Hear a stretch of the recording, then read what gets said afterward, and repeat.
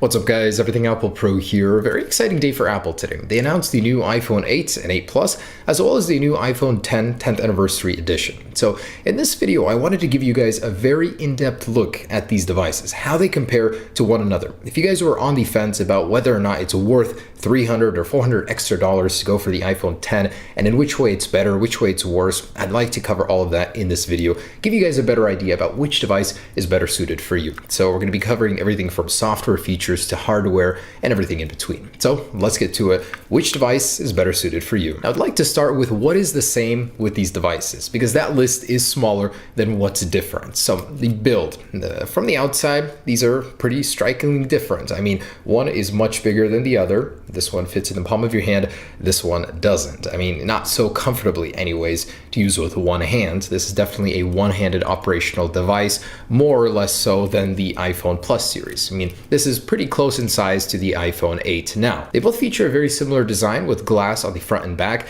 and the actual type of glass is the same on both the iPhone 10 and the iPhone 8 and 8 Plus series, as it is 50% harder than the standard glass on the iPhone 7 and 7 Plus. So that's good in terms of durability. As far as displays go, these guys do have the same technologies when it comes to displays in terms of True Tone, so they will both adjust the ambience of the display to the current color temperature in the room, giving it a more even look. Also, they are both capable of the same brightness. So even though this one is an organic LED display, it is still capable of about 625 nits, the same as the iPhone 8 and 8 Plus. And I was actually wrong about this in my original video. Both of these devices are still using IP67 water resistance. So that means 3 feet for 30 minutes, not longer. I said IP68, and that is just not true. So both are splash resistant, but definitely don't take them in the pool expecting them to survive. Now, the processing power across all three of these devices is the same. So you're going to get the Apple A11 chip with the Neural Engine and A11 Motion co-processor on all three devices. So they'll all be just as powerful as each other, although it's not confirmed. The iPhone 8 though will be getting a gigabyte less of RAM compared to the 8 Plus and iPhone 10. Now, all of the cameras are 12 megapixel, although only the 8 Plus and the iPhone 10 will be getting the portrait mode. So using an improved version of the existing one, you're going to get that bokeh effect in some certain locations and pictures that you decide to use that on. All of the devices do have the improved flash unit with a 2 times better uniformity when taking pictures in the dark with that flash, so that's good. Both the iPhone 8 Plus and iPhone 10 do have the new portrait lighting mode, which is in beta. And surprisingly, all of the devices can do the 4K 60 frames per second and 1080p at 240 frames per second.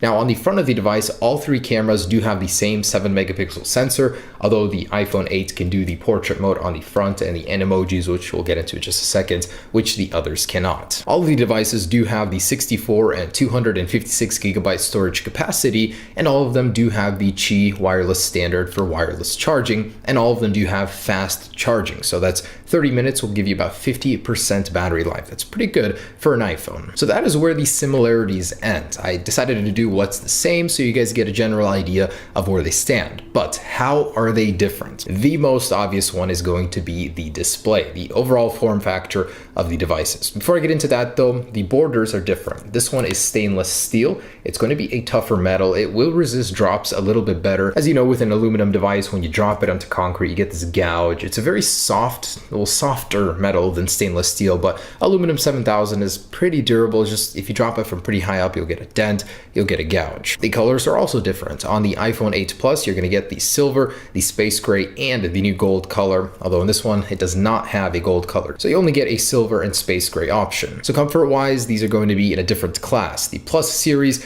is not so simple to use with one hand. You really got to stretch, and that's why it has reachability. On this guy, it's a lot easier to use with one hand. The iPhone 8 is comparable in terms of screen size, although this one is just a little bit wider by a few millimeters.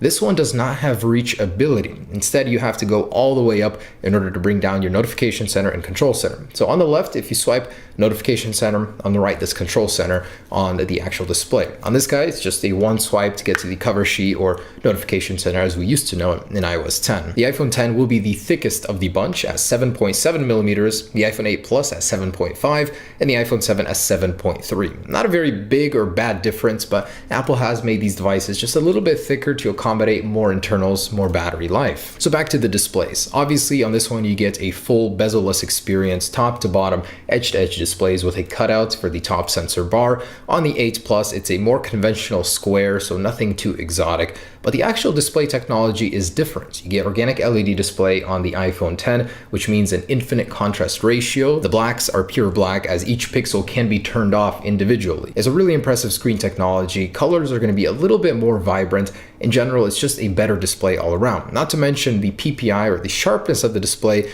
is considerably better. You've got a 458 pixels per inch density on the 10, a 401 on the 8 Plus, and a 326 on the standard iPhone 8. So front-facing cameras, both are 7 megapixels, although this one is a Face ID capable device, meaning it can scan your face, a 3D map model of your face can be made, and you can do different things with them, such as unlock your phone with Face ID, pay for certain things with Face ID, or even do animojis, a new cool little fun trick that the iPhone 10 has. Animate your own emojis using your face. This guy is not capable of that. That means it will not be getting portrait mode either, in order to take those cool portrait mode effects using your face. Now, as far as cameras go, the iPhone 8 Plus, iPhone 8, and iPhone 10 all share 12 megapixel sensors, but between the 8 Plus and the iPhone 10, there are several key differences. For one, this thing has a lower aperture on its telephoto zoom lens. That means you're going to get a better picture, better quality in low light. This one also does have dual optical image stabilized sensors. That means as soon as you zoom in a video or a photo, that image will be stabilized, where on this one, that's not the case. It's a lot more juddery. So if you do a lot of zooming, a lot of moving during that zooming, this one is going to be the better choice for you. And a couple of other things. So the whole Face ID versus Touch ID thing.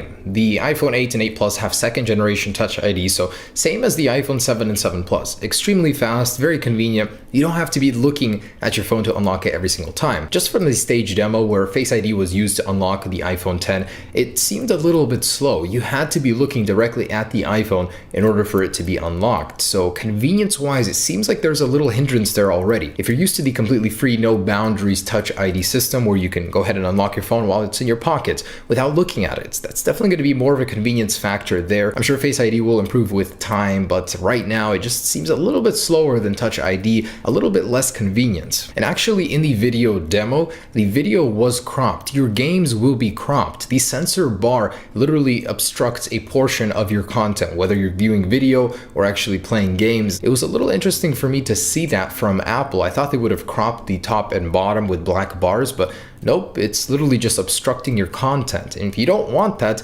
definitely go for the larger Plus size. Not to mention, these are not comparable. Your content will appear bigger on the Plus series phone just because it has more room to expand width-wise. This one is a very constrained device. Your content will definitely appear smaller than this one, even though there's more room with a taller display. Just something to consider. And then the topic of battery life. So all of them do have pretty good battery life. The iPhone 8 and 8 Plus have the same as the iPhone 7 Plus, and this guy has 2 hours better battery life than the iPhone 7. So where does that put it comparing it to the 8 Plus? The iPhone 10 will do an hour less internet usage time and video playback compared to the iPhone 8 Plus. So not too bad actually. 1 hour less for this huge display is not a bad deal. And lastly, price and release date. So the iPhone 10 definitely carries with it a premium over the iPhone 8 and 8 Plus, $200 over the iPhone 8 Plus, and $300 over the standard iPhone 8. Now, considering all that you get for those $300, it honestly isn't unreasonable. The Samsung Galaxy Note 8 starts at about $930 to $960, depending on which carrier you have. And although it does offer a lot, the iPhone 8 is still in that category, and it does some stuff that the Galaxy Note 8 can't even do. So definitely not a bad buy, although I totally understand why some people would not be willing to dish out more money for it. The iPhone 8 and 8 Plus series definitely do have a lot in common with the iPhone 10, but just holding these devices, man, you can definitely tell this is in a league of its own. That display, that design, it's unlike anything you've ever seen from Apple before. So personally, $300 in order for me to get this over the standard iPhone 8, I will do that any day. I just honestly think a device like this, 64 gigabyte entry model, man, they should have done 128. That just seems penny pinching right there for me, and 512 top end model. And lastly, release date and ease of access to these devices. The iPhone 8 and 8 Plus will be mass produced. They're definitely not a huge departure from the 7 and 7 Plus in terms of design, so it was a lot easier for Apple to make a lot of them. That means they're not going to sell out as fast, and you'll probably be able to get one if you really wanted to. The iPhone 10 though, oh man, this thing will be extremely limited at launch, and it's going to be launching a little over a month after after this guy. So November 3rd for this street day, September 22nd for these guys. So it will be releasing later. It'll have a smaller supply. That means it'll be harder to get in general. So if you guys definitely wanted to get one, the 8 and 8 Plus series would be easier. Just another reason to go for one of those. But the wait will be worth it for this one if you really want to. So there it is, guys, the iPhone 10 and the iPhone 8 and 8 Plus. They do have a lot of similarities, they do have a lot different, but depending on what you're looking for from these devices, it's definitely your choice. I'm choosing the iPhone 10 any day over these guys. So thanks for watching, guys. Hope you enjoyed this video. Hopefully it made your decision just a little bit easier deciding between them. Peace.